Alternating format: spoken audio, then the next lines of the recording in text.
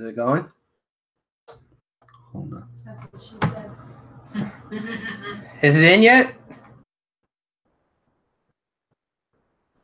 You don't know you're not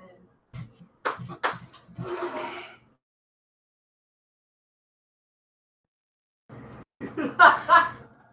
Like a dog. Oh, that's tree bark? Okay, keep going. I believe it's time. Oh, is it time? Yeah. Is it Rusev Day time? Oh god. This little gem's gonna go right here, right in the middle. Because it's Rusev Day. Is that high enough? Yeah. All right. Who the fuck needs Arnold? We got the counter. Yeah. There you go. Yeah, Rusev and Lana. This is gonna be fun. Happy Rusev Day. Happy Rusev Day. Watchka. Put 3 on. Is this on? Are we good? We've been on. We're live, pal. Yeah. All right. Well then, live from Studio 511 is the 271st edition of Houston Wrestling Radio. This is Abel. This is Arnold. No, you're Chris. Arnold's not here. Why isn't Arnold here this time? Well, I don't exactly know. He just said a thing in the group chat saying that he's on empty. That could mean his gas tank. That could mean he's just tired and on empty. That could mean That's never stopped us before. I don't know. But I'll see him tomorrow at work. So give him hell. Don't do this. Give him fine. He's fine. If he can't make it, he can't make it. Mm-hmm. Yeah. That's how we lost Travis. I was like, oh, you need a break? Go ahead, have a break. That's no big deal. They almost lost you there for a while too. I'll be back someday. Yeah. I'll be back on Rusev Day. Never to return. No. Yeah. But luckily it's Rusev Day, so we're here. Yeah. Other than that, I was like, fuck this show. I would have not come either. What? Okay.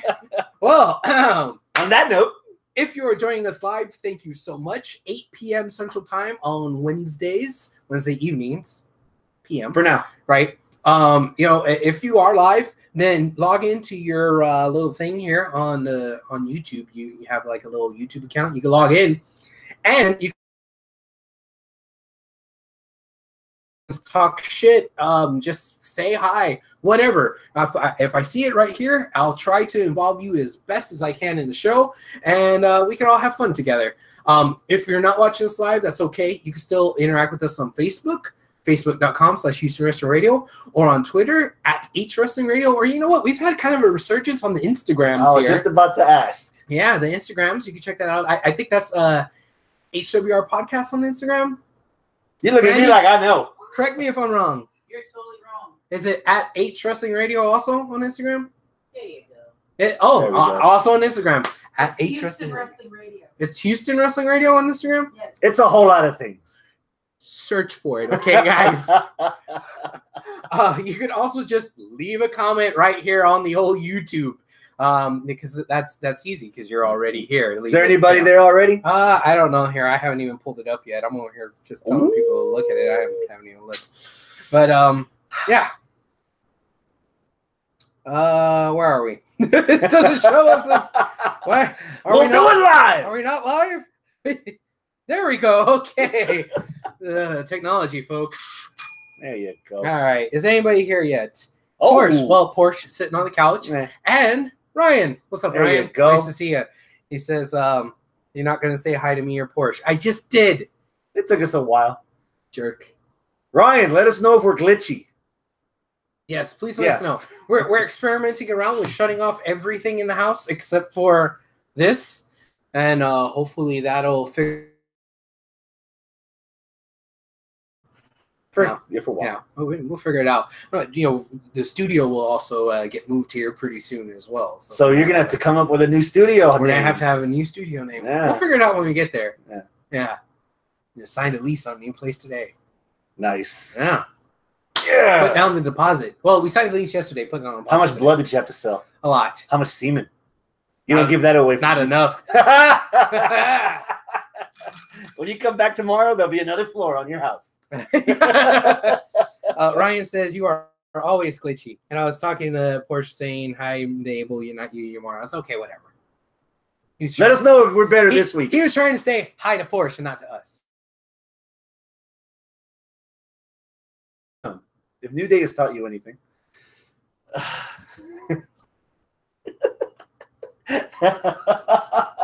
All right, let's get the little stuff out of the way because the little stuff. Okay, little stuff.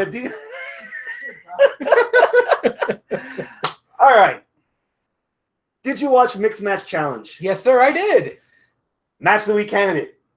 Really? That was some of the funnest shit all week. It was very entertaining and very fun. I did enjoy it. I don't know if I'd say it's the match of the week, but it was, man, if we want to count that match as just a segment, I'd be willing to give it segment of the week because it was just funny. There wasn't a whole lot of wrestling involved in it. It was like, slapstick comedy kind of almost. Entertaining. But it was entertaining. It was entertaining as fuck. The vibe that they've been trying to pull off from this is the kind of matches you would see at a house show where it's more relaxed, more entertaining. You're engaging with the audience. You're kind of in on the joke a little. Mm-hmm. And especially this match. God, it was just fun, dude. Fun would be the exact word I would use for it. Okay. Yeah, that's what I would say too. I adore Rose Gold.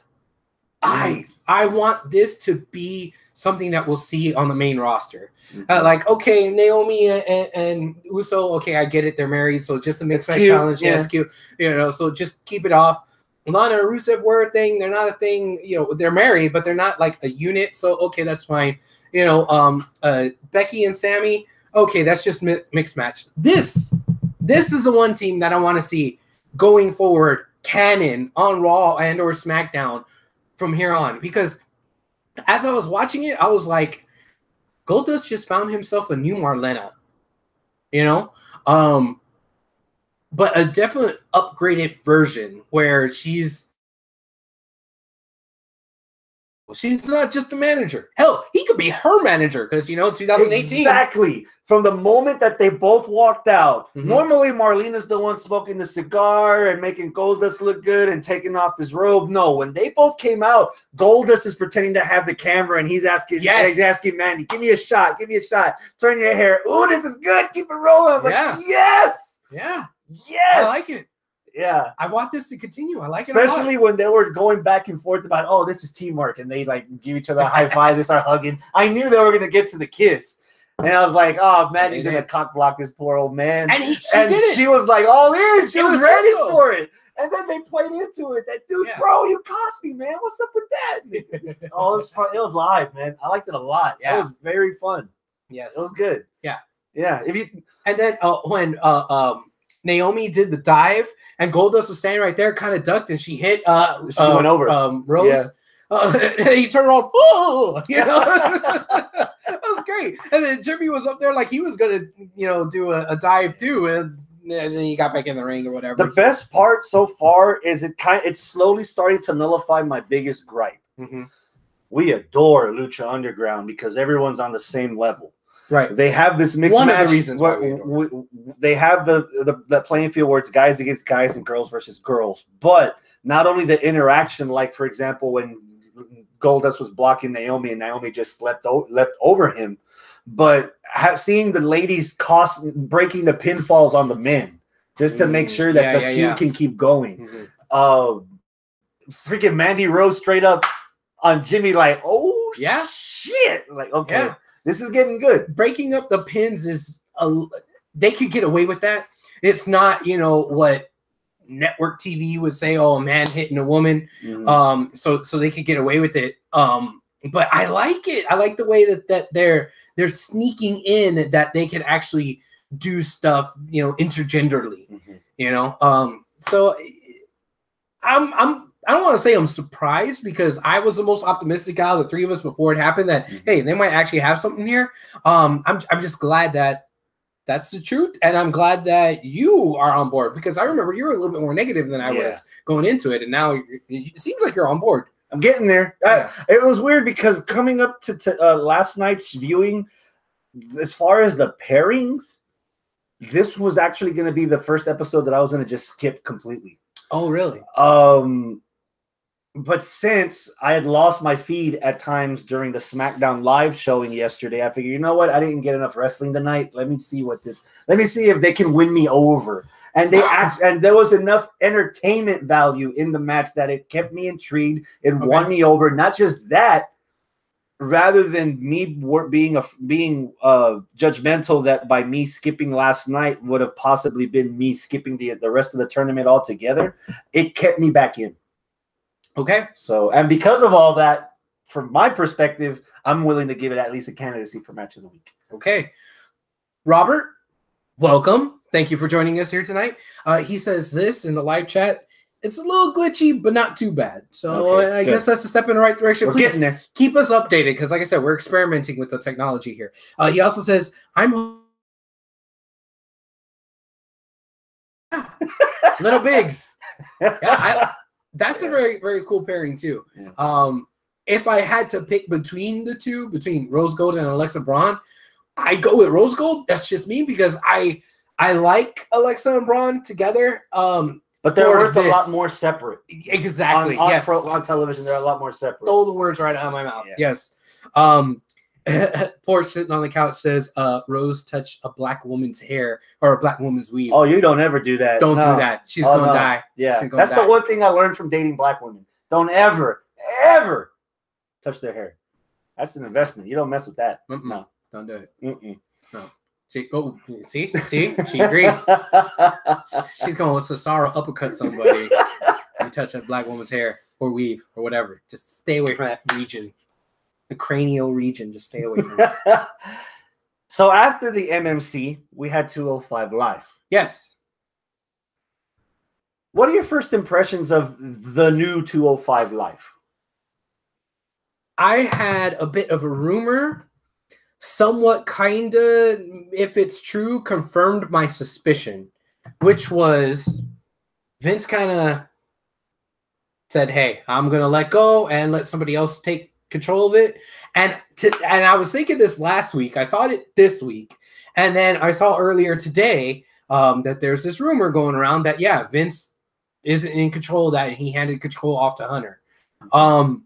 I mean, it's news with the Z, so I don't really know if it's true or whatever, but that was my suspicion before, and I think it's an improvement maybe because it produced for me a very sneaky match of the week possible pick. I think this is my pick. I wanted you or Arnold to either talk me off of the ledge on this, but I don't know. I might be going with the main event. Hideo versus Roddy. Really? I think I'm going with Hideo versus Roddy. Explain yourself. The match was just fucking good. I don't like Roddy as a character. You've said that. You made that abundantly clear. Yes. I was starting to come around that one video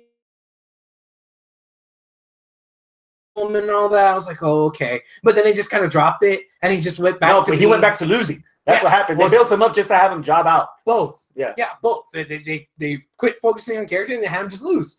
So I'm like, I don't care. But I cannot argue with that in-ring performance.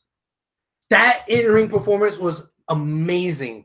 And the match that he was putting on with Hideo, everything Hideo was doing was amazing. I was very surprised that Roddy's going on and won. He beat Hideo, a guy who is officially a 205 Live guy versus an NXT guy who they guess they called up, but I don't know if he's really a call-up. Is he just an NXT guy or what? I don't know. So I was like, he's not going to win. Then he won. Whoa, what? And that was after already a badass match for like 15, 20 minutes. And that was on top of another good match that I would also pick as a candidate. I agree. Ronaldo against Kalisto. I agree 100%. That was I would actually think, in hindsight, the first match was better only because I think they kept the audience in it from the beginning. I noticed, as good as I saw the presentation of Hideo versus Roddy, it looked like they were losing some of the crowd for a while. And it took them a while for them to get back into that gear, as opposed to Kalisto and Lince they were just steadily idling at a high RPM, and then towards the end they started revving up a. But dude, yeah, on Raw, Drake Maverick, Spud made it clear on commentary that we're pulling guys that this tournament's not just going to be all cruiserweight guys. We're pulling people from other places.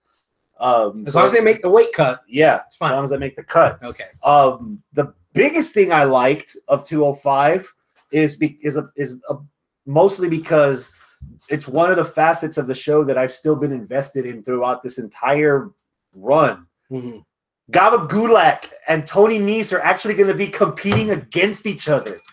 Freaking Drake Maverick put them both in their place. Like, what the fuck are you two? Like, this isn't what I remember from you. And that's exactly the next week's what they're going to do. Porsche had told me before I watched the episode, because she watched it before I did. She said, hey, you need to watch this backstage segment. Oh, okay, well, I'm planning on watching 205 Live anyway, but she said, hey, make sure you watch it.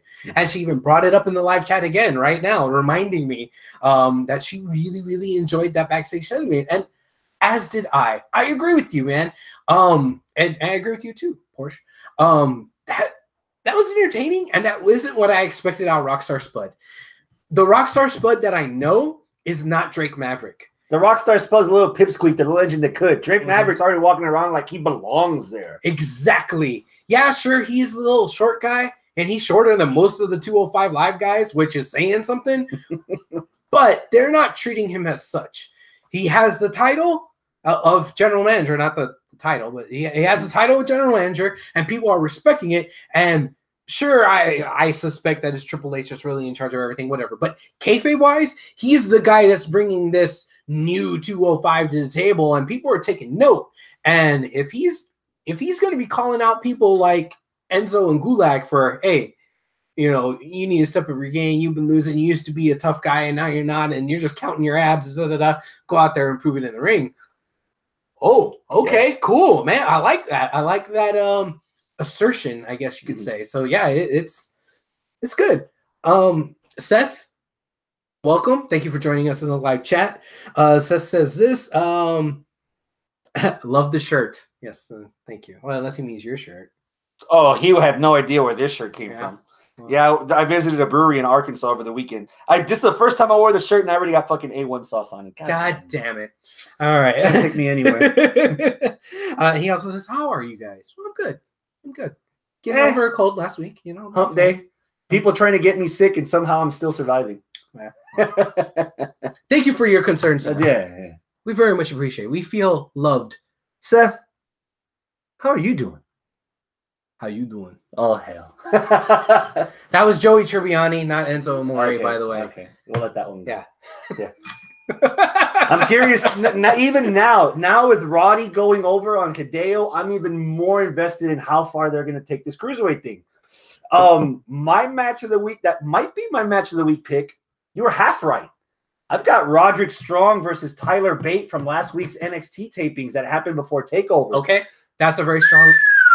Both of our match of the weeks have Roddy in it. Roddy Strong, because he's got the charisma of a can of paint. But once the bell rings, he's gonna beat the shit out of you. And he makes a convincing point that he's gonna beat the shit out of you. I had already had it made up in my mind that the 205 Live match was gonna be my match of the week pick. The reason why I'm not sitting here right now, I watched NXT after it, and that NXT match made me go. Than they were in Kansas City with Hideo. True. And you know, the wrestling towns have always been on our match of the years candidates and winners. We got Philadelphia, New York, Los Angeles, Chicago, stuff like that. So yeah, and the Philly crowd ate both of them up. Like, they loved it, and it showed, and I fucking loved it too. That end of Heartache. God. Eesh. Yeah. I don't think I've heard them name that move before this week. Is that a new thing, or did I just miss out on that? I think that's a new thing. I think that's a step in the right direction for Roddy, because you need to start. Especially if he's not going to ooze the charisma, you got to throw other stuff on top of him to season that meat. And hopefully the people that get the reference like the reference. End of Heartache. It's one of Killswitch Engage's favorite best songs, most popular songs. And if you listen to Roderick Strong's theme, it sounds like a fucking B-side of Killswitch Engage. So I get the correlation of how we named the finisher after a Killswitch song. Okay, that went way over for me. I need to introduce you to some Killswitch Engage. Okay, maybe. That's CM Punk's theme song before they switched to says, wait, you watch 205 Live? Why? Because it's improving. It's improving, and there's really good wrestling on there. I'm telling you. It's motivating me. Telling If you. Goldust can't cut the weight, I'm sure as hell Yeah. try. But Seth says, I'm doing great, guys. Baseball season starting. Yeah, fuck that foosball bullshit. Yeah. Nah, baseball. Baseball. Opening day. Hopefully, I'll be in Arlington for the Rangers against the Astros. Ooh. That's going to be good. Yeah. I say this every year. I got to go to a game this year, man. We got it. We got. Hopefully, they move the dollar hot dogs back to Thursday or the dollar ice creams on Thursday because they were on Wednesdays the last 2 seasons. We'll get the cheap seats. We'll go indulge in some. Yeah. We'll make it happen. I didn't go. I think I went to a game last year. The last time we went is when we went together with Travis. That was what, 3 years ago? Yeah. When the Astros weren't that good. But they were on the come up, and we were there. Yeah. We were supporting before all y'all bandwagoners jumped on. Oh, y'all bandwagoners. Yeah. Lower form scum.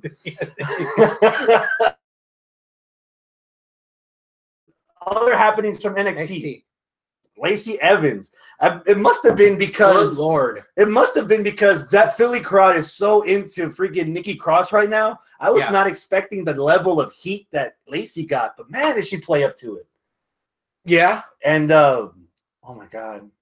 I've sounded like a broken record, but I've said this many times on this podcast. Lacey Evans, that old school World War II pinup girl look, but also can hurt you. My kind of girl. And she's tall too, like eye to eye, so I don't got to bend down and get that aggravate that hernia some more. Yeah, she's getting my attention. Undivided. I'm gonna steal a line from Travis again. Uh-oh. I can't boo that ass. Why would you? I can't. So you won't. So I won't. What'd you think of the return of the Mighty 61? I am happy about it. I like their little, I guess, rugby jersey.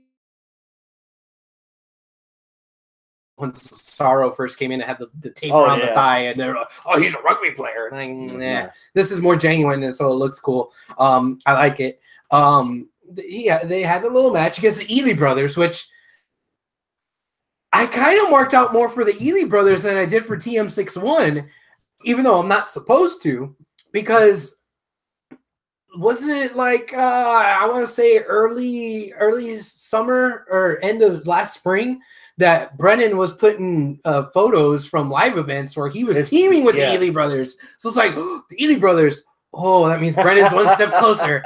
You know, he's not that far behind. Yeah, or you would think he's not that far. Yeah, behind. So it's weird. Like these guys made the return. They're fighting against the jobbers, and I'm marking out because this guy that's not ever been on TV. It's interesting you say that. Yeah. You're watching some of the Coliseum home video the last 24 hours. Yes. Normally, the jobber comes out first, and then here comes the main attraction that everybody wants to see. You know, you saw freaking Kamala against Bret Hart, and Kamala came out first, then came out Bret.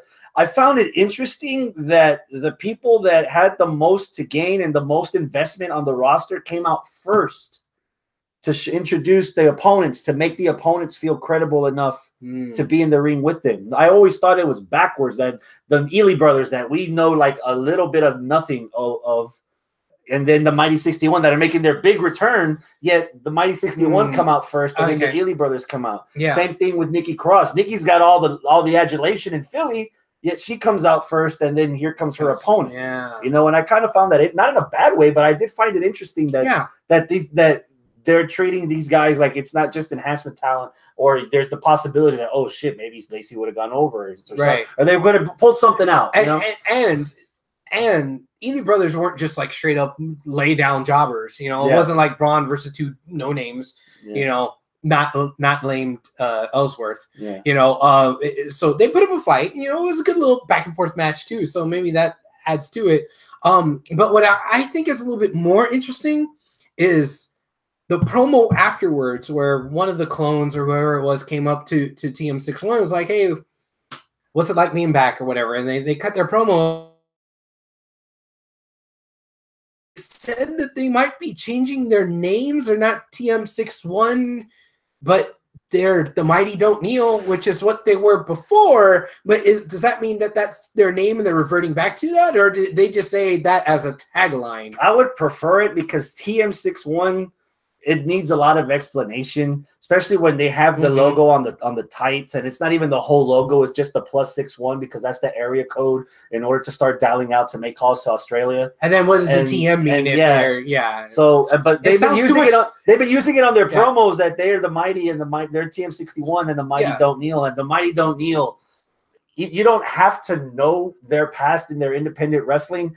That's like I wear a lot of a badass name. And even the acronym, because I wear a lot of Tokidoki clothing. It's a art clothing, and and they have the acronym, the TKDK, and it just comes across like, oh damn, that's a cool thing that you can wear, and you don't have to like tell people it's wrestling. They just put TMDK and then the saying on the back or something. That just sounds, that's not in a derogatory way. That sounds like something you would find at Hot Topic and would sell out right next to Bullet Club.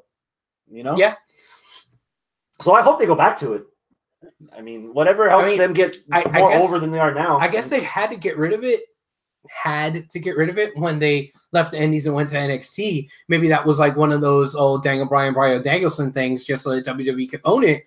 But WWE lately has been letting everybody keep their name and their gimmick and this and that. And maybe that's the Triple H thing. Maybe when Vince was more involved and overseeing it a little bit more, it's like, oh, you can't be TMDK. TM61, yeah, sure, whatever. But now that like Triple H just went away, they've been gone for a while, then they come back, under Triple H's regime. It's like, hey man, can we go back to the TMDK? Yeah, sure. Imagine if we had someone debut as JoJo Samo instead of Samoa Joe, because we need to copyright that shit and make our own money. JoJo Samo. I want Samo of JoJo. Oh no. Oh no. Oh no. So that's it for NXT? Yeah, I guess. Yeah. How about SmackDown? I saw most of SmackDown. I didn't watch everything. Is there anything that stood out to you, assuming you watched enough of it? Yes. And what stood out to me isn't something that happened, but something like chat. I hope it's what I was about to mention. Where the fuck is Ronda Rousey? Oh, okay. It was something different. Hold on to that then. Because all right, your full-time wrestler hasn't showed up for 2 weeks in a row. Yeah. Oh, okay. She didn't show up on Raw. Okay, I get it. Yeah, maybe Charlotte versus Ronda is a little bit more of a, spicier meatball. Spicier thing. And you don't want to lose all the fucking momentum that Asuka has, so keep Asuka and Alexa and let Asuka beat the shit out of Alexa. Okay, then I can kind of understand that's going to wind up being a SmackDown thing. So then when she didn't show up on Raw for the second week, I was like, all right, whatever. I'll let it slide. We'll see her tomorrow. Showed up on SmackDown, and Charlotte's calling out Liv. And Charlotte versus Liv is happening. Oh, she's trying to mark out the Riot Squad one by one. Okay, that's the money match that we're gonna go like. Well, you got to keep in mind we got 8 weeks to Mania. Yeah, 8, I guess. You don't want to bust your nut on the first week. You still have a Raw pay-per-view to promote, assuming that you're having Raw on SmackDown. Then you have your Fastlane pay-per-view on SmackDown before you can really go to 6th gear and put all your eggs in the Mania basket. Mm-hmm. So I can understand from that standpoint why you're not doing it yet. That's the furthest from my mind right now. The Ronda thing. Poor sitting on the couch says she's filming a movie. Yeah, she's been for a while. So I get why she's not there. Why her person is not there, but I don't understand why kayfabe nobody is like. You don't want to show training videos. You don't want to show clips of her knockouts. You don't want to show clips of her getting knocked the fuck out. People fucking just talking about her. Yeah. Charlotte saying something about, it's going to be me and Ronda or something on Raw where there's something definitive, I mean, I get it that you want to like slow cook stuff, but if you go out after Royal Rumble, have that interview where someone sticks a mic in your face and have a terrible promo because you're just fangirling out, but do say that I'm full time, and then we don't see you for 2 weeks when there's like this huge cliffhanger. Chad, come on, let's tie up this loose end because OCD reasons. God, I don't know. That's not a good look. How much of that is on the company, and how much of that is on us? We're a society 50-50? that we need to 50-50. Mm-hmm. I mean, yeah, okay, we're a society, but you're also a company, and you know that you're catering to a society that is I mean, I could just as easily be somebody that forgets all about Ronda Rousey. All these casual fans that they're trying to cater to, the casual MMA fans who's like, oh my God, Ronda Rousey, let me tune in. And they don't see her for 2 weeks after they try to tune in. Oh, I'm going to tune in on Monday. The Monday technically after, 1 week because both Raw and SmackDown the night after Royal Rumble showed the clips of Asuka winning. And that's true. They showed the replay. Yeah. But this week, Bupkis. So they're not going to retain those new eyeballs, I'd say. But I don't know. It seems like sometimes WWE is in the business of temporarily getting casual eyeballs instead of being in the business of getting casual eyeballs and turning them into hardcore fans. And I think that's a distinct difference where they are making a mistake. Like, yeah, attract the casuals. Please, attract the casuals. Yes, I understand you need to grow as a business, but attract the casuals and retain them and keep them. Don't keep them as casuals so they only tune in for Mania and Rumble and then that's it. They only go to church for Christmas and New Year's or Christmas and Easter. You want them coming to church every Sunday, you know? So do something to retain them. I don't know. Mm-hmm. Sorry. I need to step off my soapbox. The one thing is that why you look a little higher than normal. Maybe that's is the one thing that I was hoping for that I didn't see. They've been teasing for a while this dissension between Sami Zayn and Kevin Owens. Tell me if you've heard that story before. And they were building up to the main event, which was on last night, where Sami Zayn versus Kevin Owens, the winner would be the #1 contender against AJ Styles. What I was hoping to see was some shenanigan MacGuffin where they both. All right, let's both lay down and put our hands on each other's shoulders. We both take the fall. Therefore, there's no winner. Therefore, we get the triple threat. Like, I thought it was too soon to already start showing the dissension by having Sami Zayn and Kevin Owens actually wrestle each other. Like, I was expecting that to be more of a build to save, especially since I'm the guy that remembers, oh, hey, in Battleground last year was supposed to be the end of all this shit. And we're still getting Sami Zayn versus Kevin Owens again. You know, and it felt like they could have saved that for later. And I don't even know what they're going to save it for now because apparently now it's a triple threat. It happened. Yeah, it already happened, you know? I mean, I hope that this isn't now a storyline for a big bamboozle where Kev and Sammy pretend like they hate each other again and they weasel their way into a triple threat match for Kev and or Sammy to win the title. So it's going to be Kev versus Sammy versus Shinsuke versus AJ. As awesome as that sounds for a match, that's not what I want to see at Mania. That's cool if you're going to put that on Money in the Bank. Yes, or SummerSlam or Survivor Series or something. That Fatal 4-Way sounds fucking awesome on paper. That sounds great. 364 days out of the year, that'd make money. Yes, but on Mania, after Shinsuke won the Rumble, after AJ sent out that tweet, 300 some odd days since you beat me, 300 some odd days until I get to beat you. Fuck, that's where the money is right now. Either you're going to shoehorn something in there that's not going to work and something I don't want to see, or you're going to make it painfully obvious that this is a time filler until Mania. Because after all that bullshit happened, AJ's walking backstage. What happens? Shinsuke comes up to him at WrestleMania. I beat you. That's a pretty good impression. Thank you. Like, okay, yes, that's what I want to see. Right there. I want to see more build of that. I'd rather see Kevin versus Shinsuke and Sammy versus AJ and Sammy and AJ try to like one-up each other. Or excuse me, I mean, AJ and Shinsuke try to one-up each other on how bad or how quickly they could beat up the other two goofballs. Yeah. You know, but instead we have this mini feud that's just in between. The DLC boss. Yeah. Yeah. It's weird right now. I'm so disinterested in the Sammy KO stuff that it's kind of bleeding over into the AJ Shin stuff. What I'm liking the most out of SmackDown right now is Attitude Era Steve Austin. Just Randy Orton out of nowhere, RKOing motherfuckers left and right. I don't know where it's leading to. I'm guessing it's going to be for the U.S. title, Root against Orton. It was from I don't know. Or or something. But dude, it's been a while since I've been this interested in Randy Orton, because I don't know because I don't know where the motivations are leading to. Like, why is he just cutting people left and right? Okay, so the intrigue has me excited. I would say. Robert says this in the live chat. KO, Sammy, and D-Bry versus Shane and New Day. Okay. Porsche sitting on the couch. Look, you weren't that confident when you said okay. You were just like, okay. Yeah, maybe. Why? Porsche sitting on the couch says, yes, it's filler. You got a deal. Calm your tits. Okay. Yeah, lactating a little bit over there.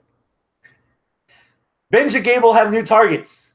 Yes. They want Fashion Police. Yes. And they knocked out Ascension. Yeah. Intrigued or no? Yes, I'm a little intrigued. I'm more intrigued about this than I am Blandy Borton and Glorious. I historically don't like either one of those guys. But yeah. The tag stuff seems kind of interesting to me because this is the most charisma I've seen out of Shelton Benjamin. I've always liked Shelton Benjamin's in-ring work, in between the bells. He was the Kofi before Kofi was Kofi, with getting himself not eliminated from the running up the ladder in the first ever Money in the Bank at Mania 21. Matches. Yeah. That was, before Kofi, it was Shelton. He was very, very, very, and still is very good in the ring.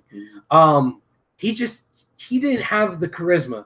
The Mama Benjamin stuff just didn't work. The Gold Standard stuff kind of... Why did you remind me of that nightmare? The Gold Standard stuff kind of had a direction, but he can get over the blonde. He colored... Yeah, that's it. He just colored his hair, and he started calling himself the Gold Standard, and that was it. That was the length of it.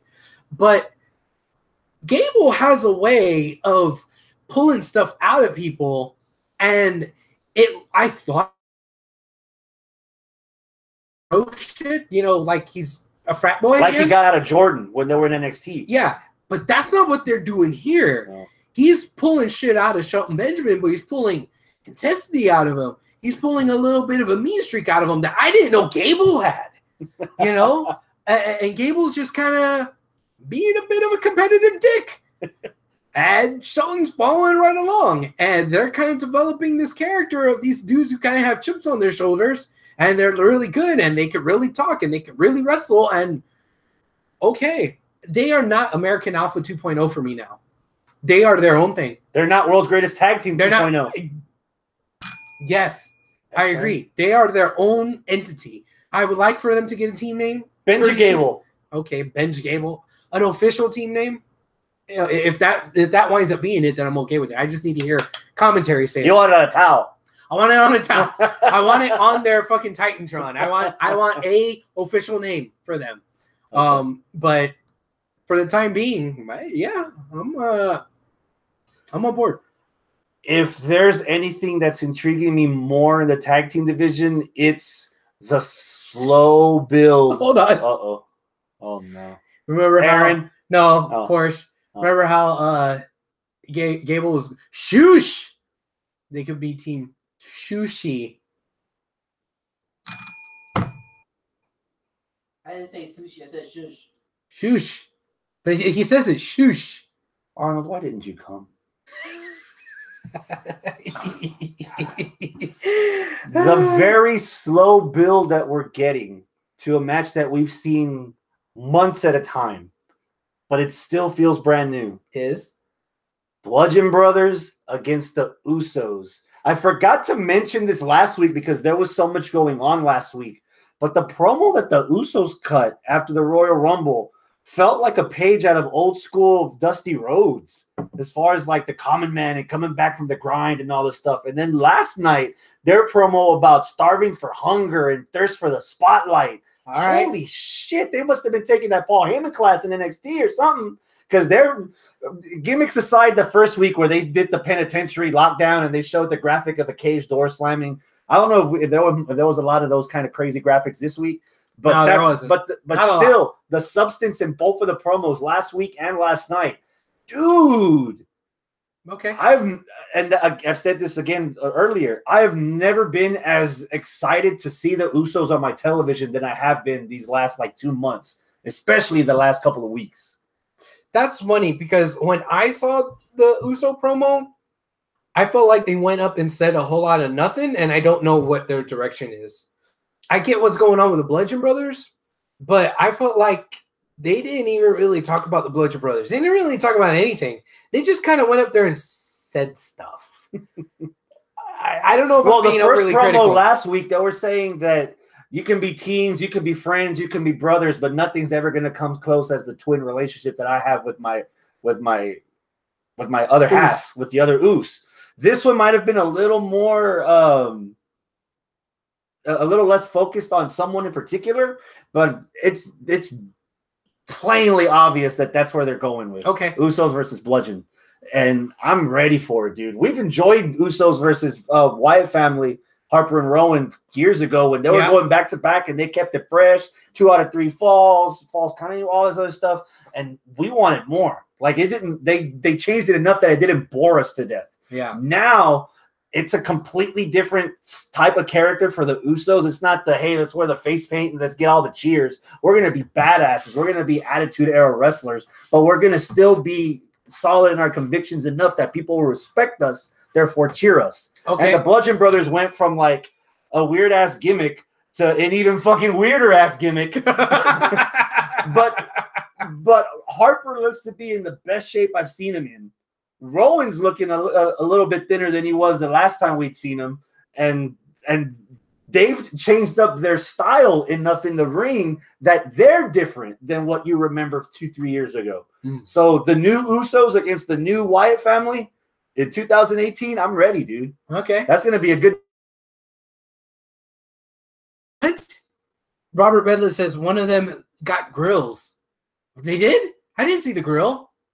I don't know. It might have just been the aluminum foil from like a double mint. Porsche says Jay. Jay has the grill. I don't know. I noticed Cesaro has braces on Raw to straighten out the chompers. Yeah, maybe that has something The to Bugs do with Bunnies? the Totaro situation. The Swift Superman. The Swift Superman situation. If you will, Daddy. I didn't notice that they had grill. That's just, they need to make it more Okay, close up cool. to it. That's it for SmackDown, man. Hold on. He's I not want to ready bring for up something because Arnold may not be here, but he did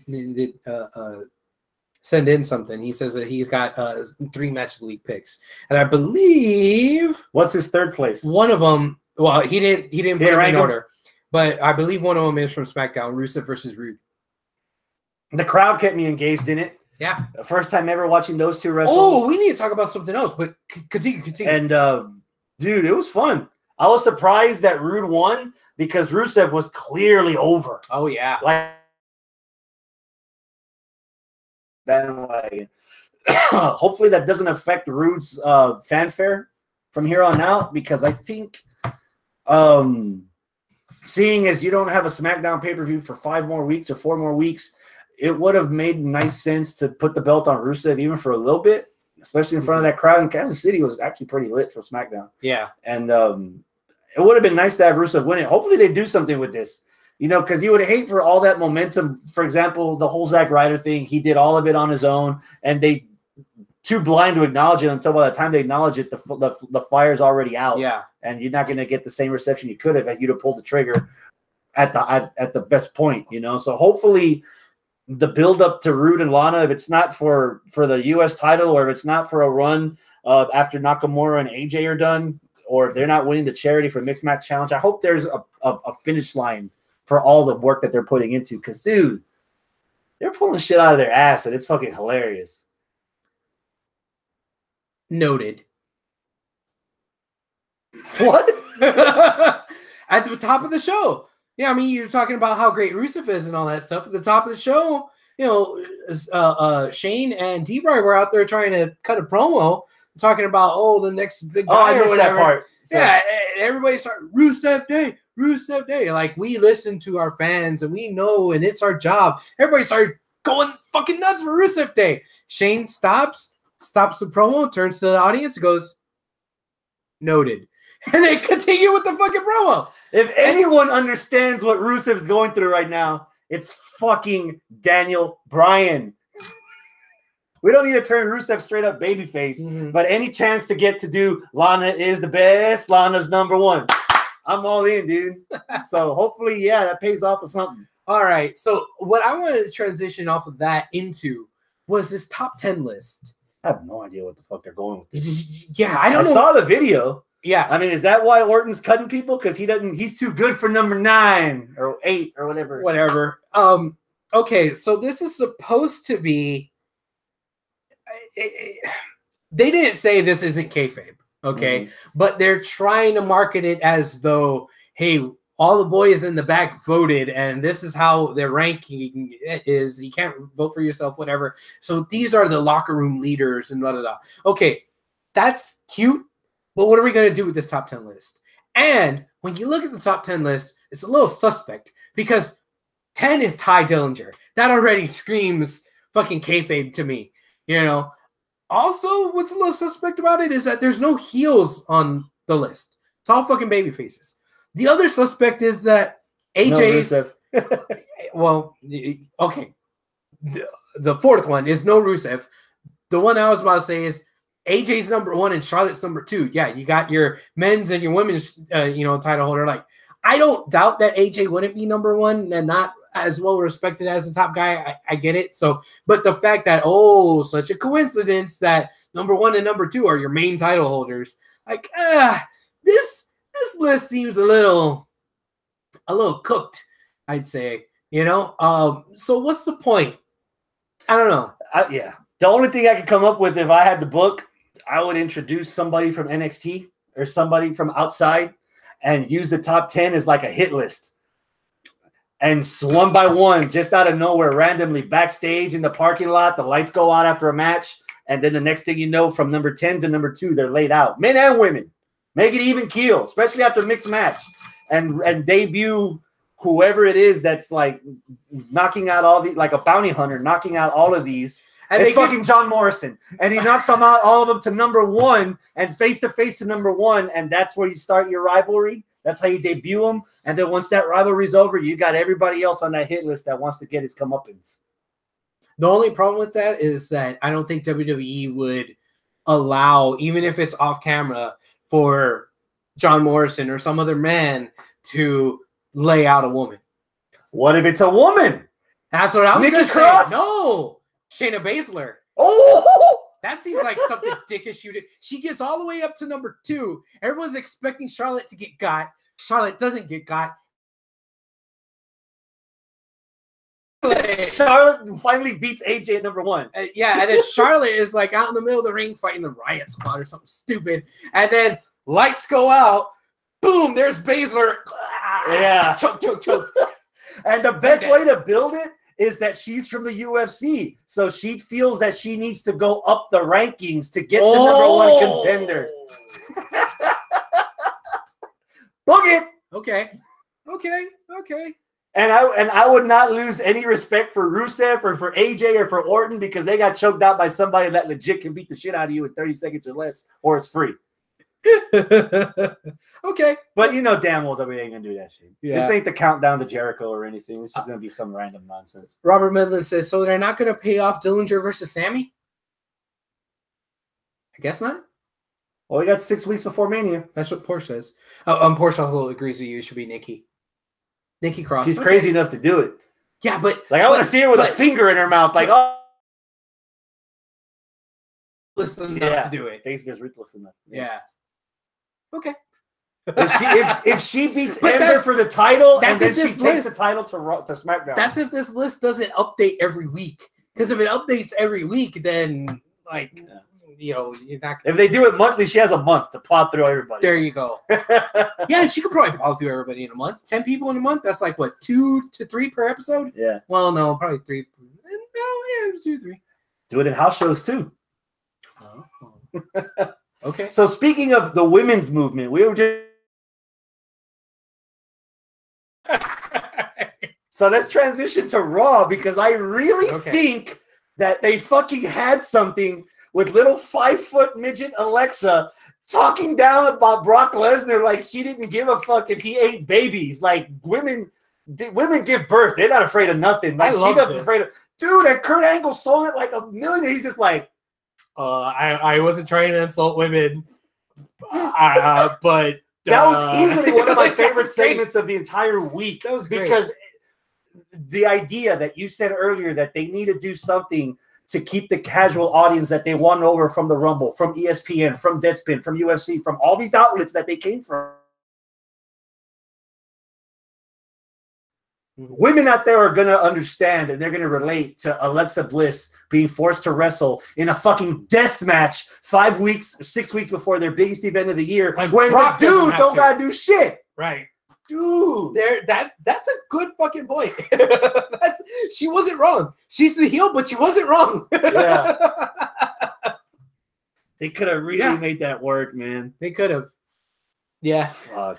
But in the way Alexa does, she still made it heel enough to where when you she lost the crowd at the end. Yeah. Which was weird because she was winning the crowd like a a politician. And then like a politician, she lost them. Other than like there was really no explanation other than because I said so. Like that's pretty much what Kurt said. I make the matches and I think this is the most entertaining thing.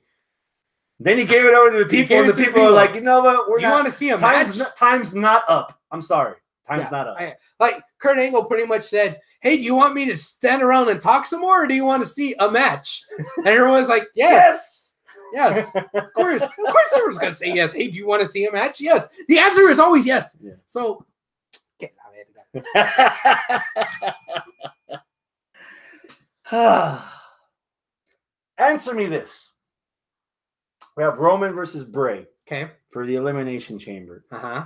I don't know what the commentary team had before they went on Raw last night, but they did a damn good job putting over the rivalry between Roman and Bray in that match. Okay. Yeah. So you go through all that effort of reminding us why we need to care about this match. And you're not going to protect Bray in a loss. You're going to just have him squashed by Roman like he's always been squashed by Roman. It was a little unsettling for me. The Hardy thing could have happened during the match instead of waiting till after Roman had won. Roman's already gone, and Bray's like, herp, herp. Really? See, I can't remember who said it, if it was Randy or if it was Porsche that said that. Porsche, I think it was you, said that Matt's going to come out during the match to cost. That was you, Porsche? Yeah, that Matt's going to come out and interfere in the match. But then I said, no, Matt's the babyface, so he's not going to interfere during the matchup. Yeah, he's crazy and he's woken and broken and whatever you want to call him. Token, I don't know. But he's the face. He wasn't going to cost somebody a matchup. So I kind of get it, but like at the same time, you needed some sort of device for Bray not to lose clean. So it was kind of one of those paint yourself into a corner kind of booking problems right there. Mm-hmm. But then again, it's Bray. He loses everything. So I don't really give a fuck. Okay. I see your logic. Okay. He loses everything, but not in an adorable way like Gargano and Sammy used to. He loses when it's like, God damn it, quit fucking losing, you loser. All right, so answer me this. The next segment, you put the Revival over the entire way as tag team specialists, just to have them lose to two guys that kind of aren't even in a fucking tag team. Okay. Explain me that. I don't know. Bad booking. I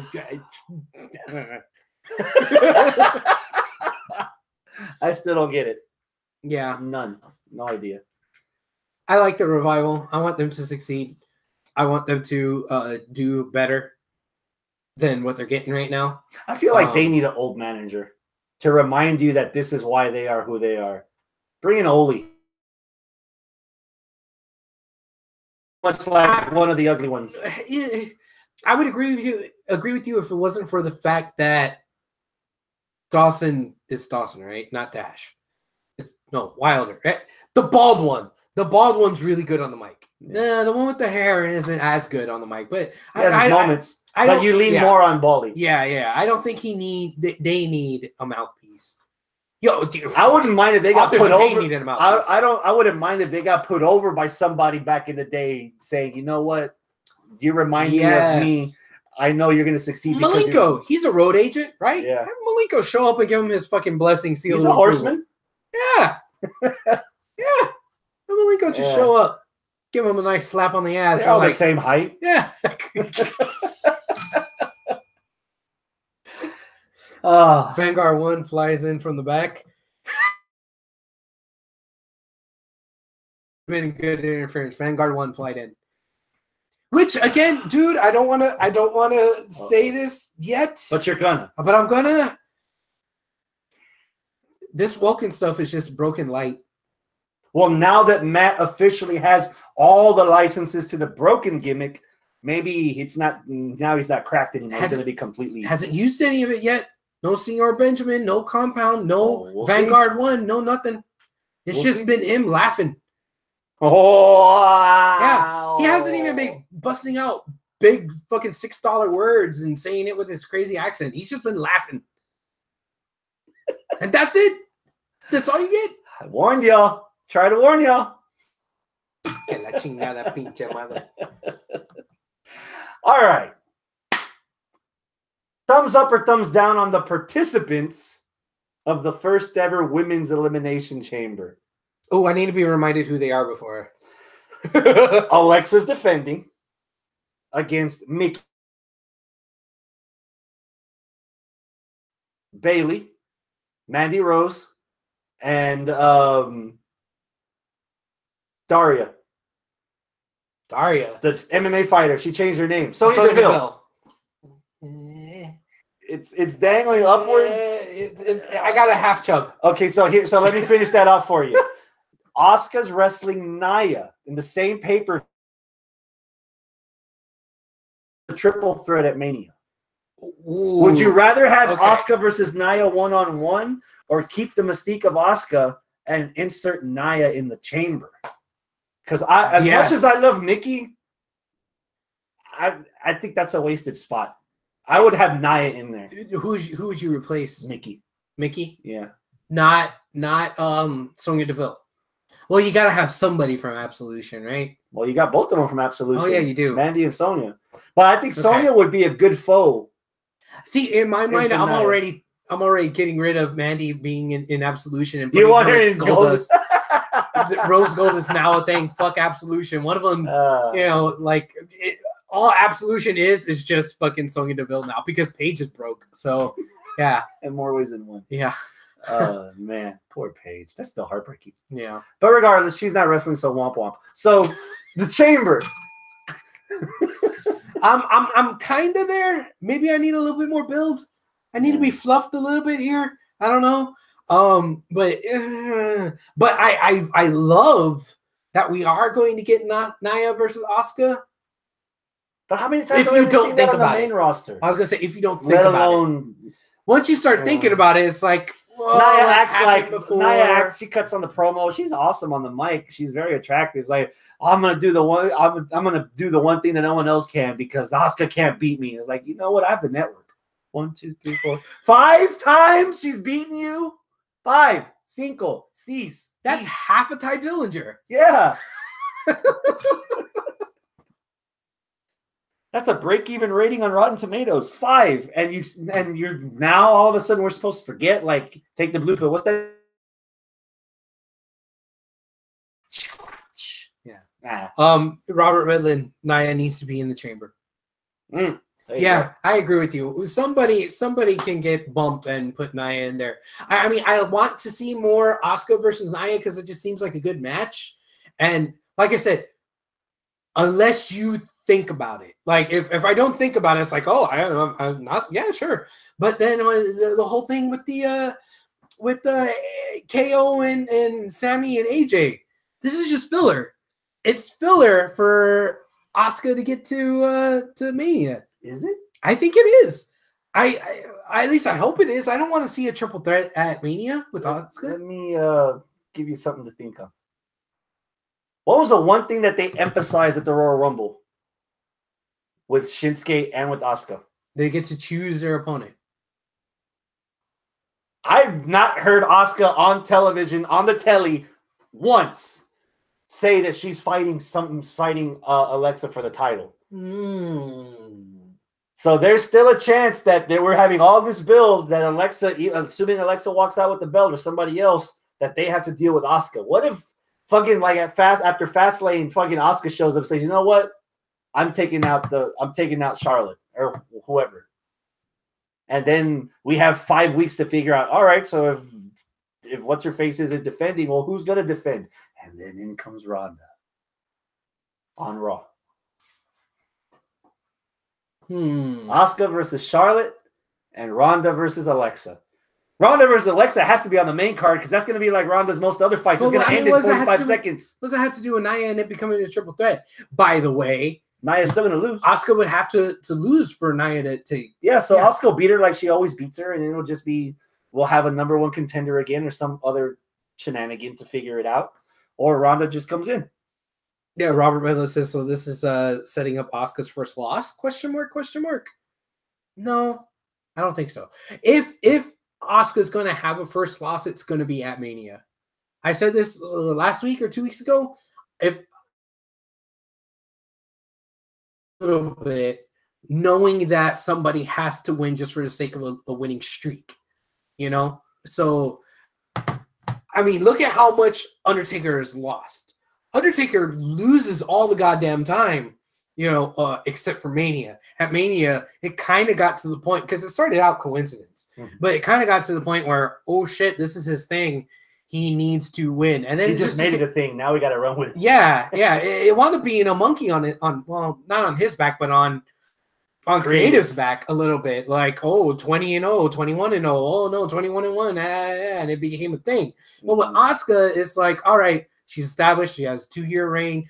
Most of that reign you didn't see on main roster stuff. Eventually, she'll have to lose. If she loses at Mania, I think you could wind up being more versatile with her because it's not one-dimensional. She just wins all the time. Because if you run with like, oh yeah, of course she's gonna win. You know, one thing that I am hoping for, if they are to really bring home the point across that they're going to take the women's movement seriously, is an influx of women's matches at Mania. We've already got your women's title for SmackDown. We already got a women's champion that's looking to defend at Mania. We've got Alexa that they're looking to defend at Mania. And the seeds that they planted last Monday for Sasha versus Bayley, I think now is the time more than ever to turn Sasha heel. And the best fuel for that started on Raw. Sasha's over there looking over the video, looking over what she did, how she thinks she knows now how to beat her. Bayley's like, hook a brother up with some pointers. Like, no, bitch. And so Bayley went out there on her own. Okay. Survived again, but got destroyed. But they have the history. So when the match was over, Asuka actually showed the respect of shaking Bayley's hand, which she didn't give Sasha. And I bet that's going to drive a woman like Sasha crazy. The weave snaps and we get like full on like. Why's it got to be the weave? Does she not wear a weave? She wears a weave. There you go. Okay. It snaps, and we get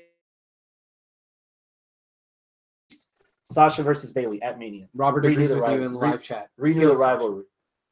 I'm hoping for at least 3 matches, maybe even 4 at Mania. Do an intergender tag match like last year. Well, have Rusev and Lana against Cena and Nikki. Robert says, nah, I'm thinking Ronda Rousey's doing a tag match. The rumor is that they're supposed to rekindle that The Rock or somebody, even though that's like 3 years too late. But it's a possibility. But still, more women in matches on the roster would be good right now. With The Rock and Mania, nothing's too late.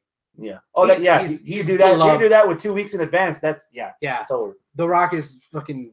He is relevant enough with all his movies that he doesn't need to be built. You know, he's the one guy that I would. Like, would you have The Rock wrestle with or without a prosthetic leg? Why prosthetic leg? He's got to put over the new movie.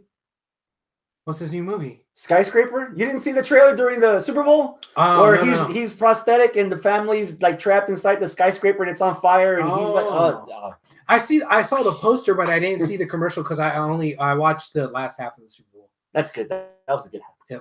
It was.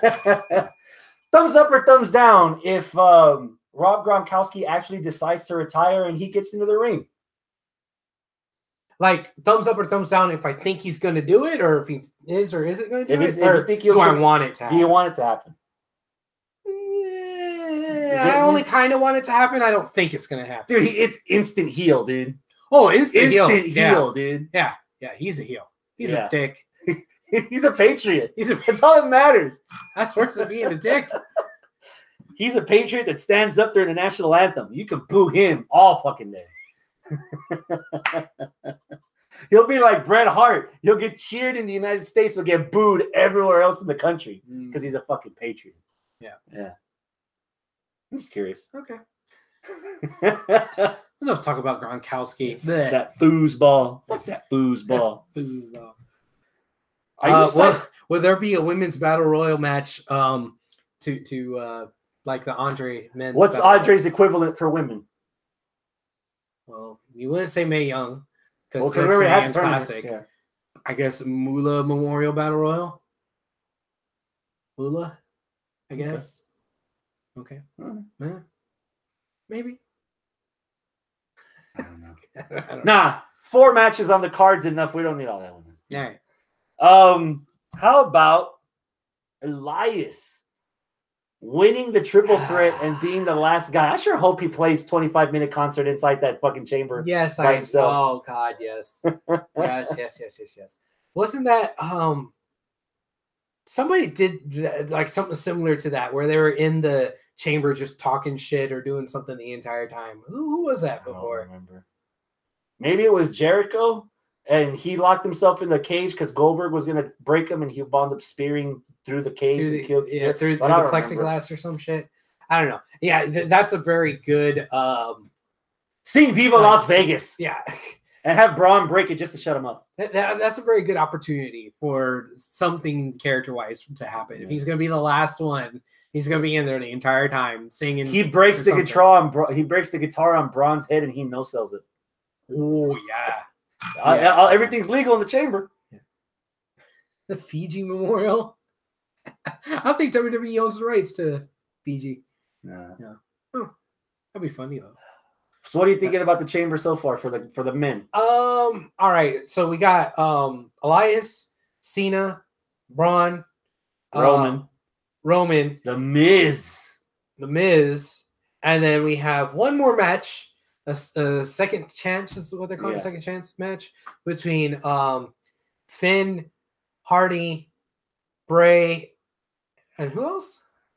Oh, Apollo. Is it obvious that it's going to be Finn? I think it's obvious. I'm actually thinking it's Apollo. What? Apollo in the chamber. Okay. I've seen all not Finn. I've seen all the crazy shit that Finn can do. I'm curious what a flexible black man can do inside that chamber. Oh my. Oh my. Okay. Really? You're not gonna have 2 chamber matches and not have 1 black person in it. Come on now. You even put Kofi in there just for flips and giggles. Okay. And to stick him through the chain and have him stuck. You remember that one? Yeah. Those fucking braids. But yeah.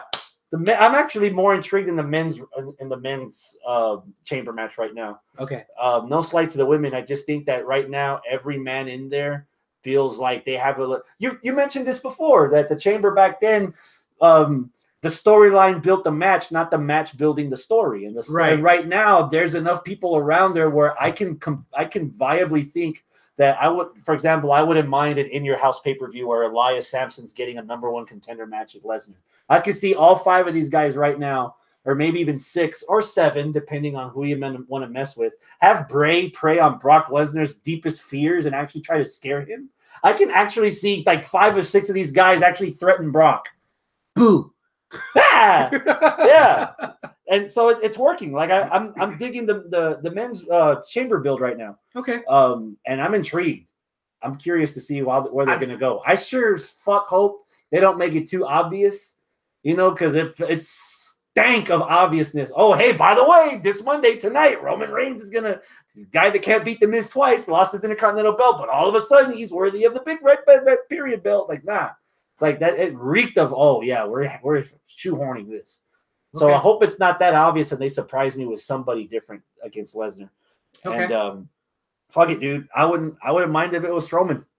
Robert Medlin says Apollo's had some good matches lately. True. Apollo's a good wrestler. They just haven't really given him much of a chance in WWE. Mm-hmm. Have Dana outside the chamber taking notes while she's like drawing the chamber on the top of the pad. Come on, man. You can make that happen. Have Worldwide cheering Apollo before he breaks out of the pod just for him to get destroyed when he gets out of the pod. I bet Dana is just like scribbling her own name with like little hearts and stuff over and over whenever she's imagining herself with everybody else's last names. Like when you get married, like, it's Dana Balor, and then it's Dana Cena, and then it's Dana Strowman, Cruz. And Dana Braun, and the next sheet's like full of A's. Yeah. She's just doodling. Yeah. Yeah. Statistician, my ass. Well, eventually, if you get lucky. Oh man, let's see. What have we missed? Did you like the cruiserweights on Raw? Yes. What are they doing Raw? Tag match, I think. Was it? I don't remember. If I don't remember it, then I remember 205. Well, then other than that, I think that's it for Raw. Is there anything we're missing, guys? Anything? Yeah, I think that's everything. Any New Japan stuff? Whoo, doggy. Uh-oh. So my WrestleMania weekend's already booked. I've been saying for months that I'm not going to WrestleMania, and I am sticking to it. I am not going to that fucking show. Fuck WrestleMania. Why? Instead, because they're gonna force feed Roman versus Lesnar, and they're gonna try to get Roman over again, which is sickening. It's a 4-hour show, and there's probably only gonna be like 20 minutes of the show. Yeah, but if you're gonna end the show like that, they just announced in Ring of Honor that we're getting Cody versus Kenny Omega at Supercard of Honor the night before WrestleMania. So we will be in the house in New Orleans. Yeah. 2 weeks after I go to Strong Style Evolved in LA, I will be in New Orleans to culminate that storyline between Cody and Kenny. So that's gonna be fun. I honestly have no idea what else the fuck is on this card. Hopefully Dalton Castle's still the champ and it's a good match. But with you traveling around as much as you do, we might have to stop calling this Houston Wrestling Radio. Shit. Universe Wrestling Radio. Yeah. we have a new person in the chat that I've never seen before, Bobby Shane. This is what he says. Quote, where are you from, Bobby Shane? This is what he says, quote, I haven't watched wrestling since the Attitude Era. You're on the wrong podcast. Wrestling Relapse is due for a debut. There you go. Anytime now. I'm just waiting for Travis to wash out the rest of the ginger from his hair, edit the shows. We've got 5 in the can. We might have one more, and then we're going to do it Netflix style. We're just going to release all of them at once. There you go. And then we're going to take a couple months off, and then, just do some more. So, yeah, we'll get there. You got Attitude Era stuff in there. Yeah. From back when Bobby was watching wrestling. Yeah. There you go. See, there's even something for you, Bob. There you go. Still gotta tell us where you're from. I'm curious. Yeah, I don't know. That's it for Raw, dude. He has stuff. A shirtless pic of him and abs and pecs on his little profile picture here. Oh shit! I'm starting to get an erection. Tell me your surgeon's name so I can go visit him. So that's the Ring of Honor stuff. The New Japan stuff we covered last week. The tickets sold out in 20 minutes. And that's it.